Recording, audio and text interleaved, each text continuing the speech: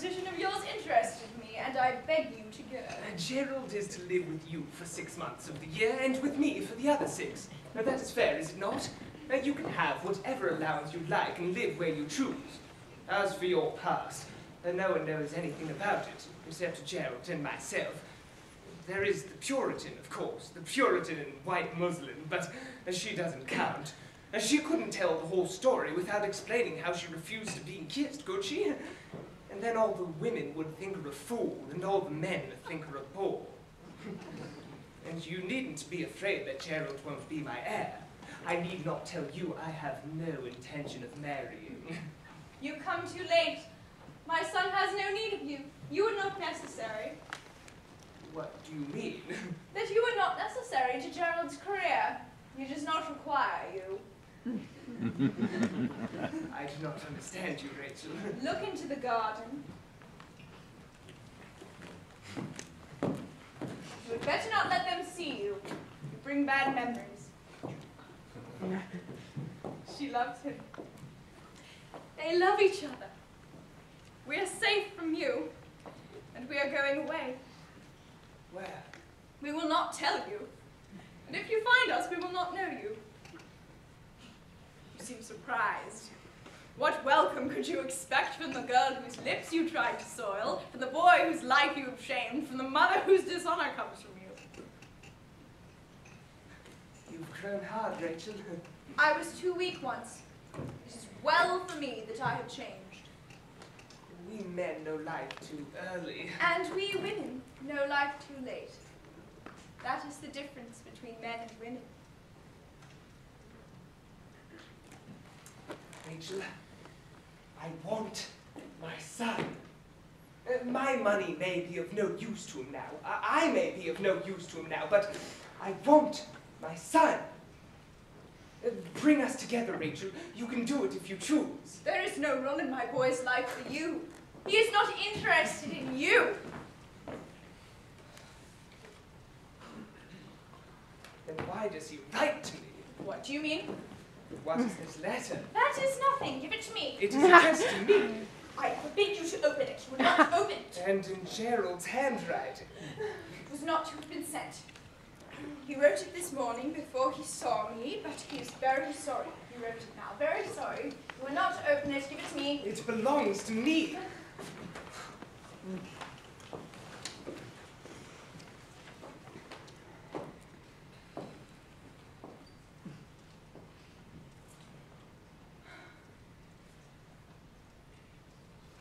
You have read this letter, I suppose? No. You know what is in it? Yes. I don't admit for a moment that the boy is right in what he says. I don't admit for a moment that it is any duty of mine to marry you. I deny it entirely. But to get my son back, I am ready. Yes, I'm ready to marry you, Rachel, and treat you always with the deference and respect due to my wife. I will marry you as soon as you choose. I give you my word of honor. You made that promise to me once before and broke it. I will keep it now. That will show you that I love my son at least as much as you do. For when I marry you, Rachel, there are certain ambitions I will have to surrender. High ambitions, too, if any ambition is high. I decline to marry you, Lord Illingworth. Are you serious? What are your reasons? They would interest me enormously. I have already explained them to my son. They were intensely sentimental, I suppose. You women live for your emotions and by them. You have no philosophy of life. You are right. We women live by our emotions and for them. By our passions and for them, if you will. I have 2 passions, Lord Illingworth. My love of him, my hate of you. You cannot kill those. They feed each other. What love is that which needs hate as its brother? It is the sort of love I have for Gerald. Do you not find that terrible? It is terrible. All love is terrible. All love is a tragedy. I loved you once, Lord Illingworth. Oh, what a tragedy for a woman to have loved you. So, you really refuse to marry me? Yes. Because you hate me? Yes! And does my son hate me as you do? No, I am glad of that, Rachel. he merely despises you. What a pity. What a pity for him, I mean. Oh, don't be deceived, George. Children begin by loving their parents. After a time, they judge them. Rarely, if ever, do they forgive them.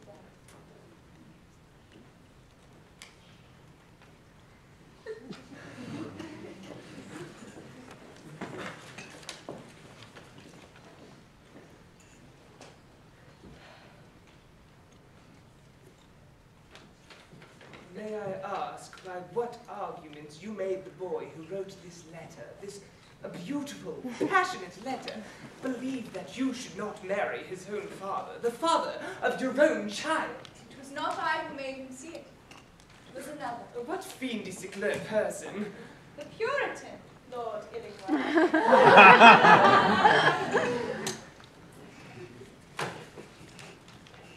There is not much, then, for me to do here, is there, Rachel? Nothing. It is goodbye, isn't it? Forever, I hope, this time, Lord Illingworth. How curious. At this moment, you look exactly as you did the night you left me 20 years ago.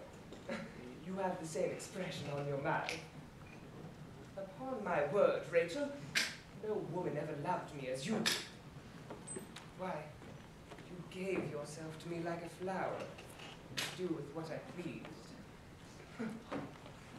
You were the most fascinating of small romances, the prettiest of playthings.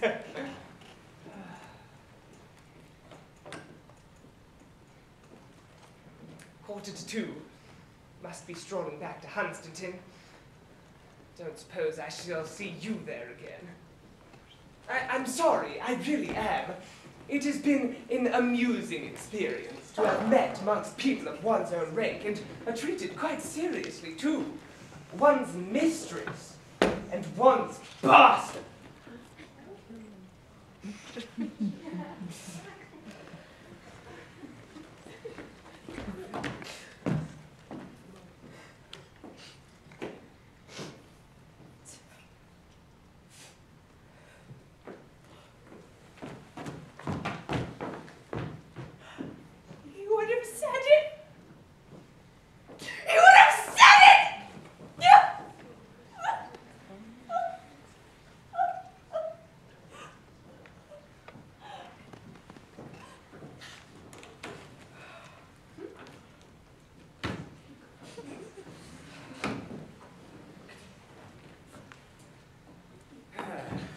Well, dear mother, you never came out after all.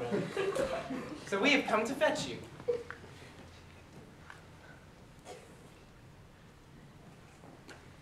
Mother, you've not been crying. My boy. My boy. My boy. But you have 2 children now. You'll let me be your daughter? Would you choose me for a mother? You of all women I've ever known.